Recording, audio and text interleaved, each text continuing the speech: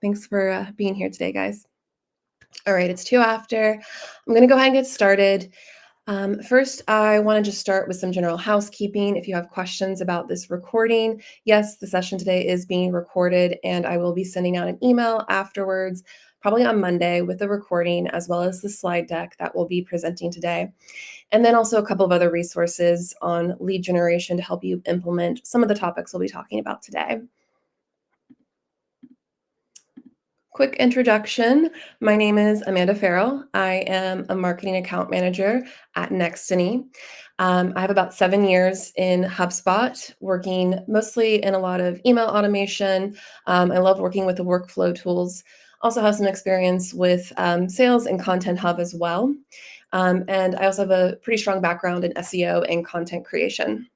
So if you have any questions today about lead generation, about HubSpot, about Nextany, and how we can help you get the most value out of your HubSpot platform, go ahead and feel free to send me an email after today's session and let me know what your questions are and how we can help you. So today's agenda, it's broken up into 3 parts.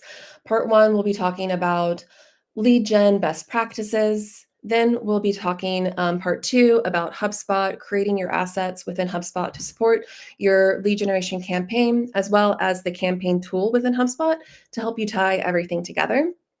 And then we'll also be talking about how to track and analyze your campaign performance. So first, let's get started with part 1, lead generation best practices. First things first is you want to make sure you're defining your audience and that you really understand who it is that you're trying to engage with and what it is that's important to them, and how your content offer, whatever that might be, will help them solve a pain point within their day-to-day. So the first place to start is with your ideal customer profile. This is a detailed description of the type of company, if you're in B2B, or individual, if you're B2C, that is most likely to benefit from your product or service. For B2B businesses, this focuses on company characteristics. This can be things like, your product or service is best suited for perhaps larger companies. So you want to focus on people who are in maybe a company with 100 people or more. For B2C, this is centered around individual demographics or psychographics. So perhaps, you are wanting to target people within a particular age range, or something like that. Once you have a better idea of your ICP, and if you currently don't have an ICP, I would definitely suggest getting with your sales team to kind of review that and better understand what they consider a quality lead, especially if you're more focused on marketing side and you don't have as much day-to-day involvement in sales. So that's something to consider if you don't currently have an ICP developed. So get with your sales team and kind of talk through, flesh out what that ideal customer looks like. And then if you want to dive deeper into that basic ICP profile, some things you can do to enhance that is to do your competitor analysis, see what your competitors, what kind of content they're offering, what their website looks like, how they're speaking to their audiences, how it's similar to your website, or maybe it's not as similar. It's also a good opportunity to take a look at any sort of content gaps you might have. So if you notice that your competitor offers a really great piece to help them compare and contrast industry, applications or services that are relevant to what you offer, you might want to consider maybe this is the time to start developing that type of content to help with your lead generation. Another way to dive deeper into understanding who your audience is to simply ask the people in your CRM what it is that, certain questions about who they are, what they do, what they care about. You can do this with, longer form surveys, or you can sprinkle feedback questions throughout your website. You may have noticed some websites will have questions that pop up, things like, did you find this content helpful? If you have a blog, perhaps on your website, maybe you want to ask directly on your blogs, what sort of content are you looking for? So things like that will help you understand more about your audience and what they care about. And then, of course, you can also lean on your social media and your website behavior analytics to understand how people are engaging with your content. So on social media, who are the type of people engaging most with your posts? Who's liking, who's sharing, who's commenting? When you look at your website behavior, what pages, what articles are people lingering on most? What do people seem to be most captivated by? And that can help you better understand who your audience is and what they care about. Next, I would definitely recommend creating some buyer personas. This will help you understand different segments within your audience that might care about slightly different things in their day to day. So for B2B, you might have people who are interacting with your services, but they have different roles within the company. So they interact in different ways with the service that you offer, the product that you have. When you're creating your buyer personas, you want to make sure that you've got your name and title, that you create a fictional name and role for the persona to make it more relatable. You want to include demographics like age, job title, income, education level, location. You also want to provide goal and challenge information. What does this persona aim to achieve? What are the challenges that they have day to day look like? And what's their buying behavior? How do they make buying decisions? What influences their decisions? So, if they're B2B, there might be opportunities there to think through how someone who might not be the ultimate decision maker, but they might be an influencer because they're going to be the ones utilizing your services on a day-to-day basis. And so they might influence the decision maker within their company. So make sure you have a clear persona for each of those people that are part of the buying process, and that you understand, how they would approach your product or your service in different ways because of their role. Next, you want to analyze existing data and CRM insights. So, who are your top clients in terms of revenue or longevity? What are some patterns and commonalities that you're seeing there? What common characteristics do your best customers share? And so, how can that help you flesh out that ICP or those personas? What channels and touch points brought them in, and what marketing activities do prospects usually engage with before they get to that point of scheduling a call with your salesperson or doing the demo or whatever it might be. If you have Marketing Hub Professional or Enterprise, you can use attribution reporting to help you understand which marketing channels are driving conversions. So you will find this under the reports section, and then there's an option to run attribution reports, and you can create first touch, last touch, or multi-touch reports to help you understand how those leads are engaging with, your emails or your social posts or your blog posts, whatever it might be. And last, you definitely want to test and iterate and be open to challenging your assumptions about your audiences.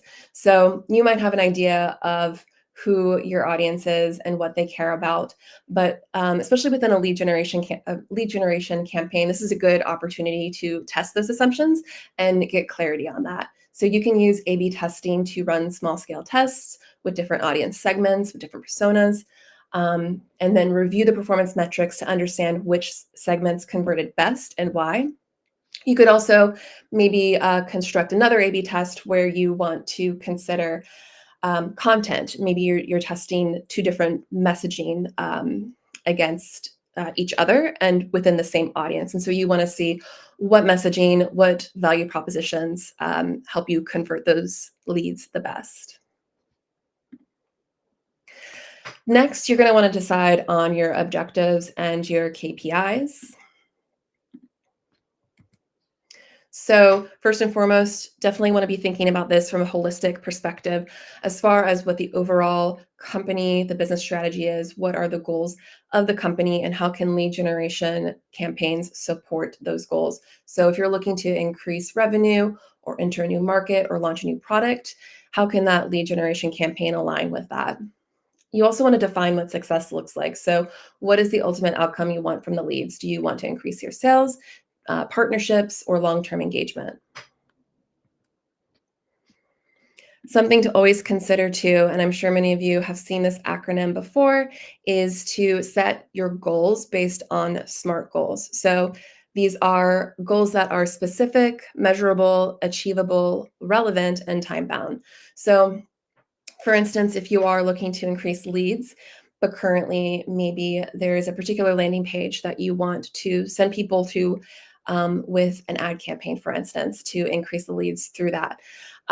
If the landing page is only converting at, say, maybe 2%, what is a reasonable amount to aim to increase that? So maybe you want to increase leads via this landing page from 2% to 5% and make sure that you have a time by end of quarter or whatever it might be. So this will really help orient yourself as far as understanding if this is achievable and it makes sense and aligns with your overall goals.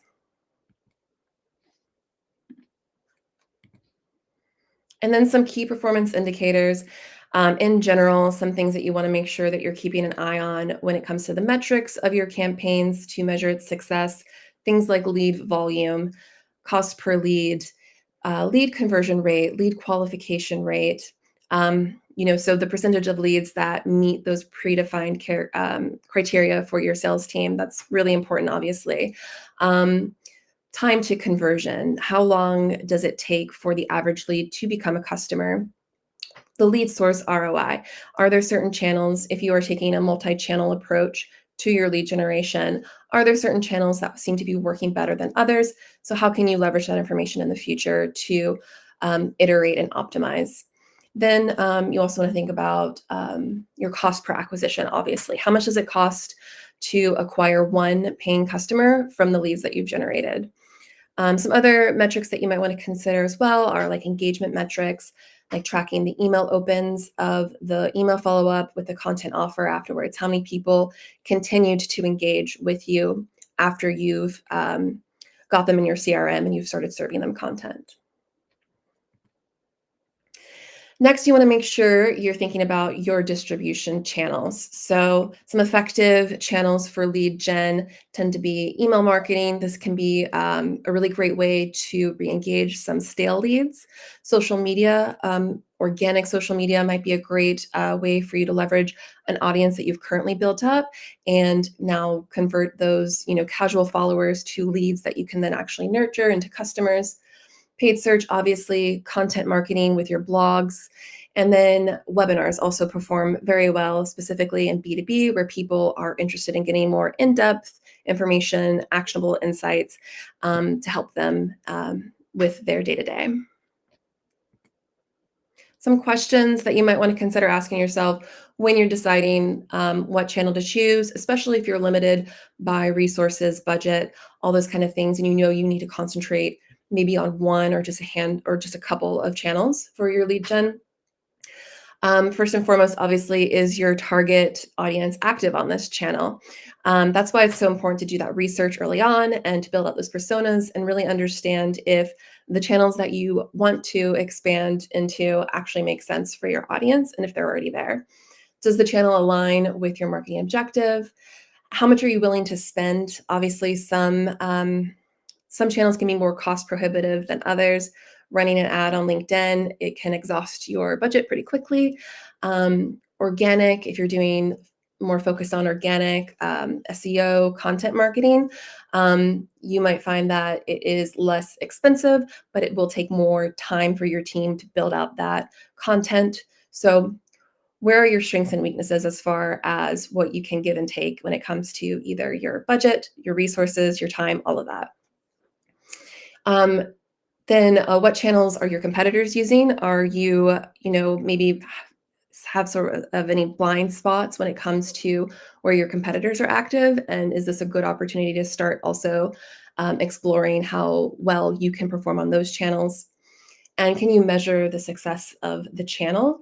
And how will you follow up with leads once they are captured? So if you are using HubSpot CRM on a regular basis, definitely want to consider, if you are gathering leads, for instance, via a native ad on, say, Facebook or LinkedIn, do you have everything synced up as far as those leads coming into your CRM right away?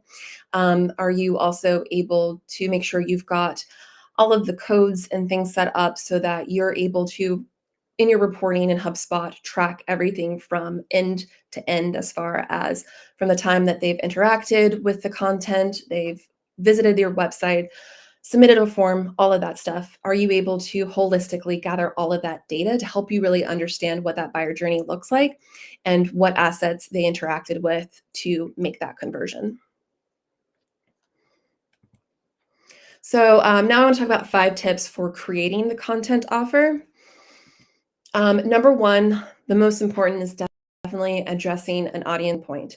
What problems are you solving, and how will your lead magnet help solve it?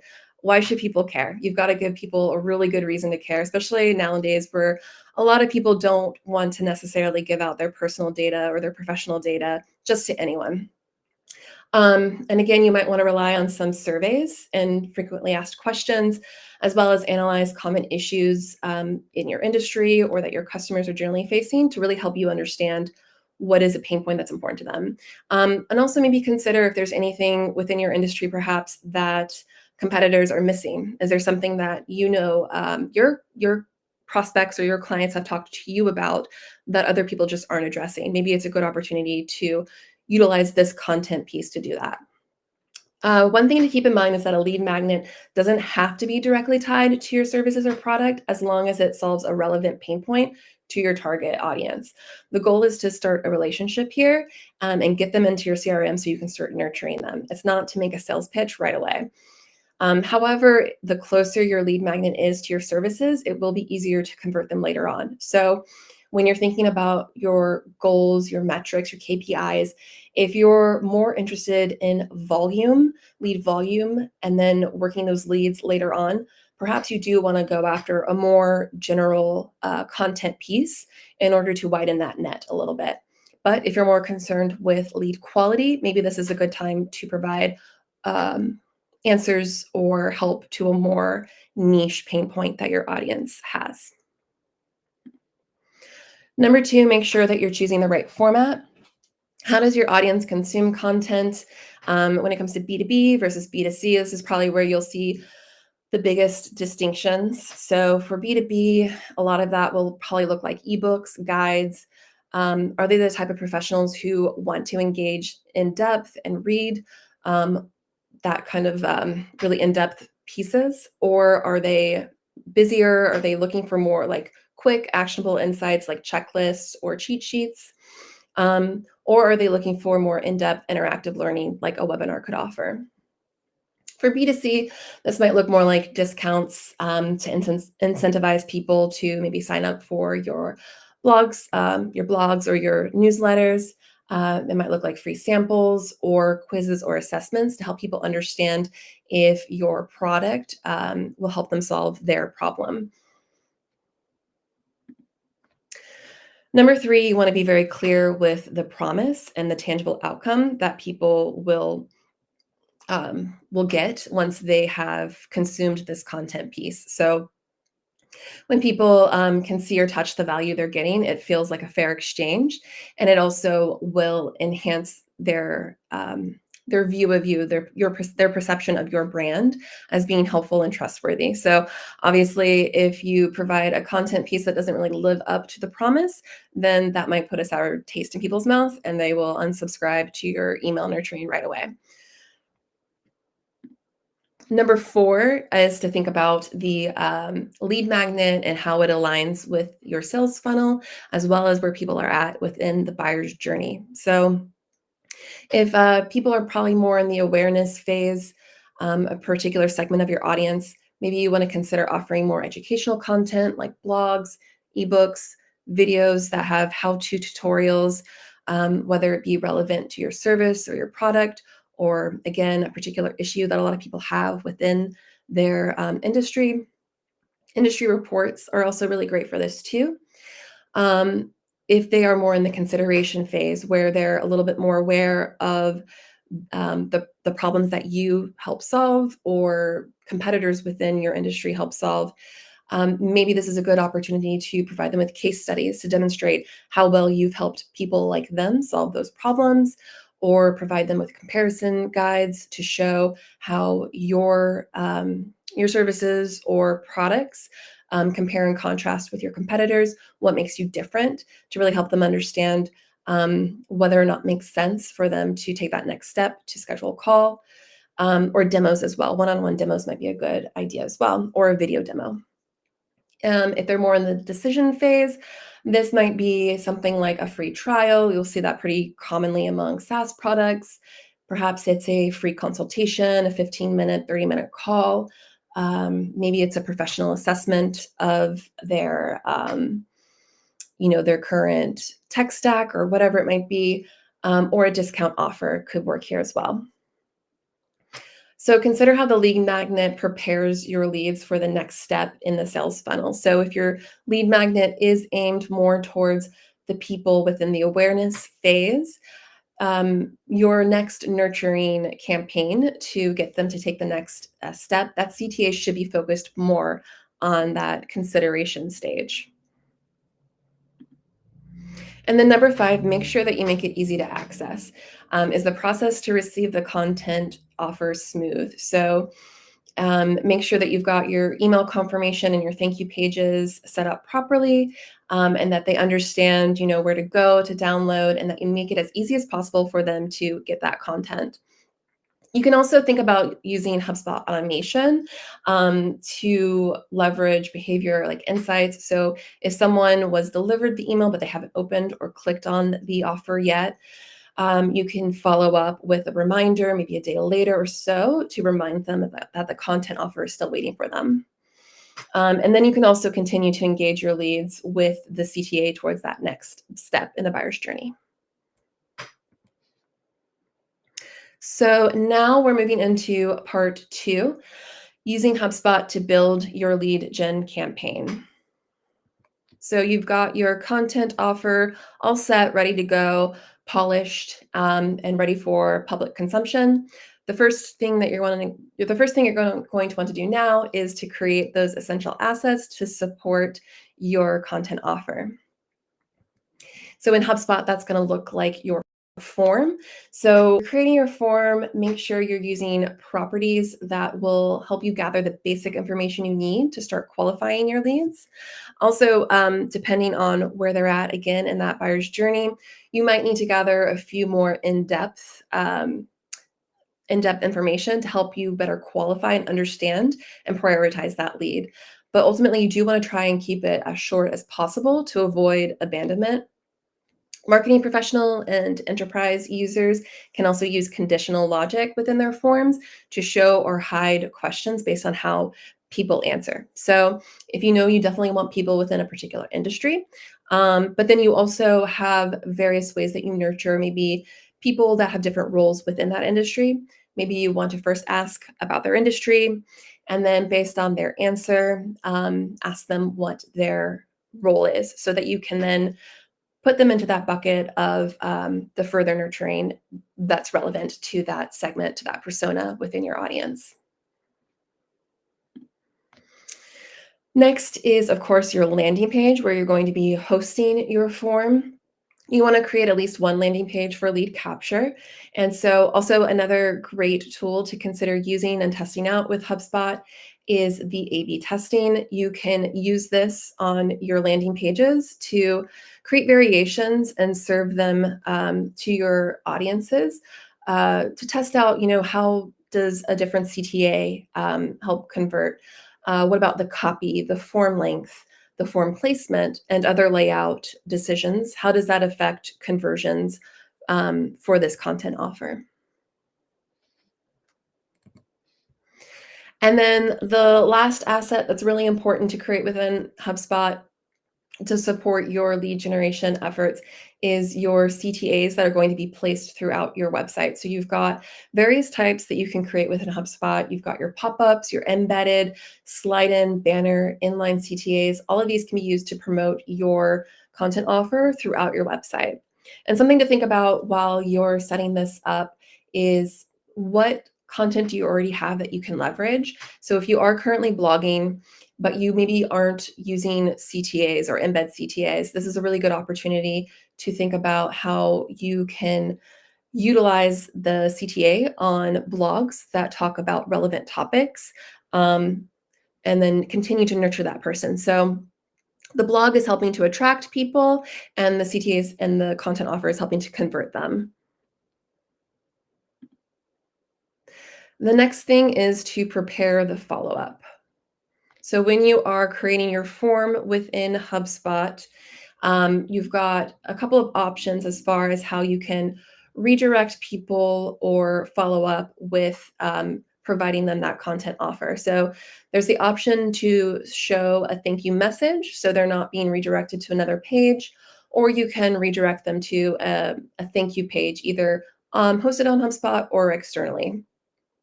Best practice, I would definitely say to make sure that you provide some way for them to download immediately. So redirecting to a thank you page with the content offer to download is usually the best way to go about it. So example here, when you click on the blue text, you are taken right away to the PDF so that people can immediately start downloading and consuming that content piece.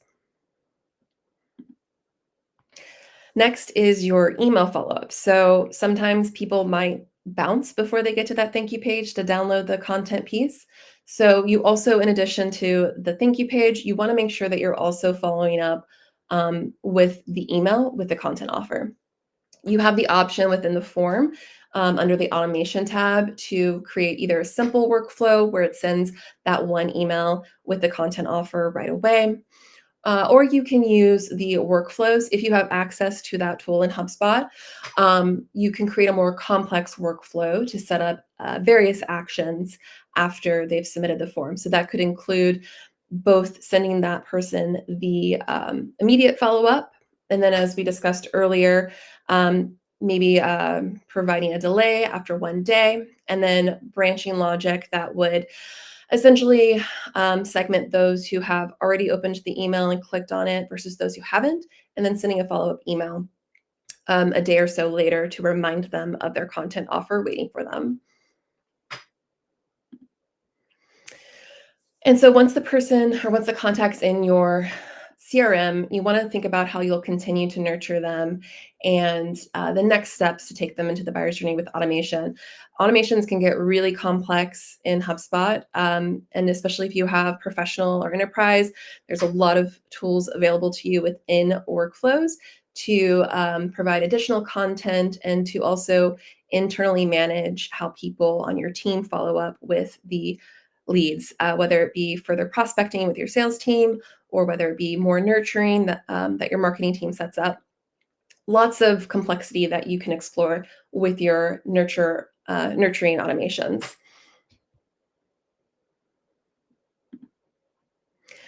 And before you launch anything, definitely remember to test everything. So make sure, especially, you're testing all of your assets and how they look on all device types, different browsers, making sure that everything looks consistent and looks good to go.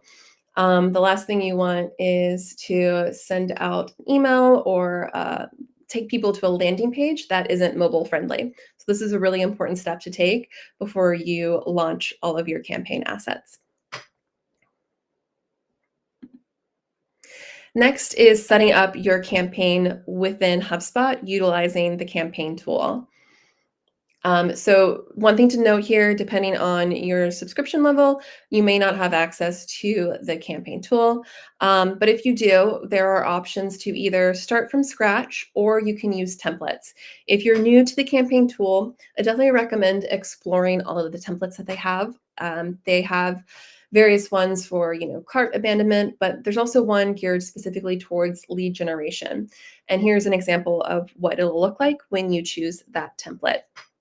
And so as you can see, it's got all of the different assets that we've kind of talked about here today, as far as forms, landing pages, the marketing emails, workflows, social posts, ad campaigns. All of that is going to be right there for you to modify as soon as you get into the tool.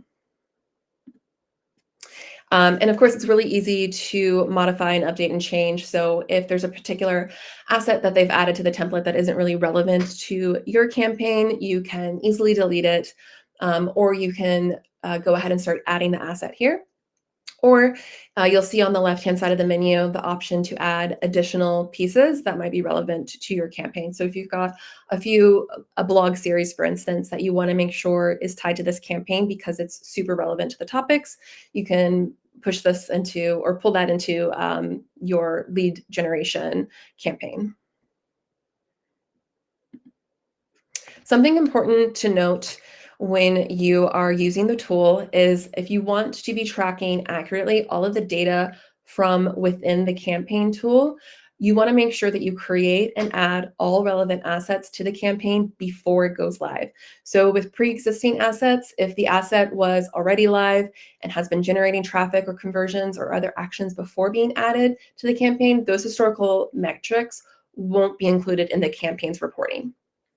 For post-edition assets, once you add the asset to the campaign, HubSpot will start tracking its performance as part of that campaign, and you'll be able to see that data from the moment it was added. So that's something to keep in mind. If you're starting to see any sort of inconsistencies with your reporting, check to make sure all those assets were added.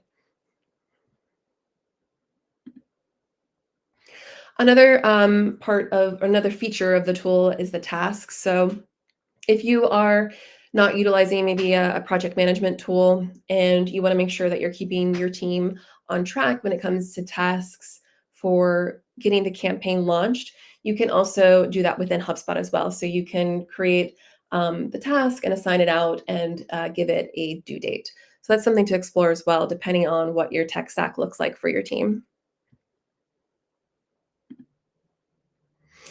And then next, I think I kind of touched on this briefly, but in addition to the campaign tool, if you have access to HubSpot workflows, you can also use those to automate internal tasks and follow-up items. So for instance, two things that would really be relevant to a lead generation campaign in order to keep your marketing and sales teams on task and aware of what's happening is to first set up a lead assignment workflow. This would be once a lead meets a defined criteria, HubSpot can automatically assign them to the right sales rep, the contact owner that would make sense.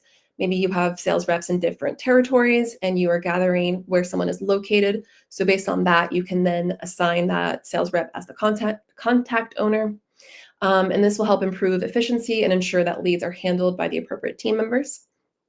Um, it could be a way to help you qualify leads as well. So if someone, based on their answer to the form, is a disqualified lead, that's also going to be helpful in helping the sales team prioritize leads as well. You can also do task automation. So when a lead is generated, HubSpot can assign tasks to the sales team to follow up with the lead or send a demo email request. You could also use it to help them know when to enroll different people into different sequences based off of maybe the persona or maybe the services that they're interested in, whatever that might look like. There's lots of opportunity here to automate the next steps internally for your team. So this makes sure that obviously no leads fall through the cracks and that everyone is being touched at the appropriate time. Part 3 is tracking performance. So within the campaign tool, you can see attribution information. So this will help you monitor your assets' performance and see which ones are driving the most conversions, helping you better understand, which pieces are the most valuable as far as driving those KPIs that you're looking for. And something to consider too is that you don't want to just focus on the end goal, right? You do want to kind of think about the first steps that your leads are taking and what content is helping to drive that. So consider, engagement metrics like impressions, especially impression to click-through rates. So if you've got a CTA that maybe is getting more impressions but less click-through rates, maybe it's time to change that out, try new copy, try new CTA. Something that you can do as the campaign is running to help you optimize and improve performance. Other things would be like interaction rates, obviously, for CTAs. So that's just something to think about is that, how do people get to that conversion and how can you help modify and optimize those earlier on stages as well. And this will also help you kind of understand too, what kind of messaging and content will help people actually convert. And if you were setting up any A/B tests, don't wait until the end of your campaign to check in on these and analyze its performance. If you're seeing any sort of results that show clearly one variation is outperforming the other, it's a good idea to go ahead and just turn off that one and start serving the one that's outperforming it. Because if you don't, then you're basically just losing money at that point. So make sure that you are checking in on that and making real time adjustments to improve your results. And then finally, within the campaign tool, you can see very clearly, especially at the end when you are doing a retrospective and kind of understanding how things performed, how well did you do. Checking the ROI is a really great way to.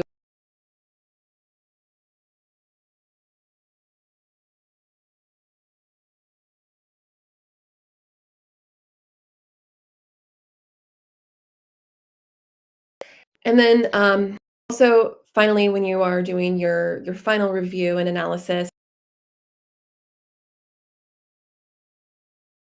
so are the results in line with your industry peers? If performance is below average, investigate which areas need improvement. Are there too many fields on the form? Is your content offer too broad? What are some questions that you can kind of ask yourself to really poke holes through what it was that maybe caused the issue as far as not meeting that goal. And then, of course, checking in with your SMART goals and making sure that it aligned or met that SMART goal. Um, Definitely regularly check in and make sure that you're hitting those milestones towards the goal. For example, if you're seeing a 10% increase in leads after 15 days, is that going to put you on track to meet, maybe you had a 20% goal? So what is your end date, and what does that look like? So, all right. So basically, that's the end of everything. Let me know if you guys have any questions so far about lead gen. Um, Definitely here to help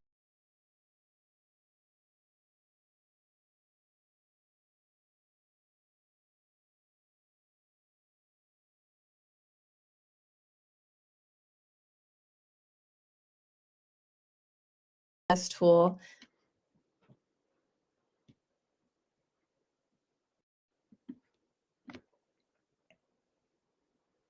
Thanks for joining, Kim. All right, I'll give you all just a few minutes if there's anything that comes to mind. Definitely, we'll hang out for a little bit. We've got some extra time. All right. Amanda@nextnem.com. That is the email. Go ahead and send me any emails if you guys have questions, and I will see you all in the next one. All right. Thanks, everyone.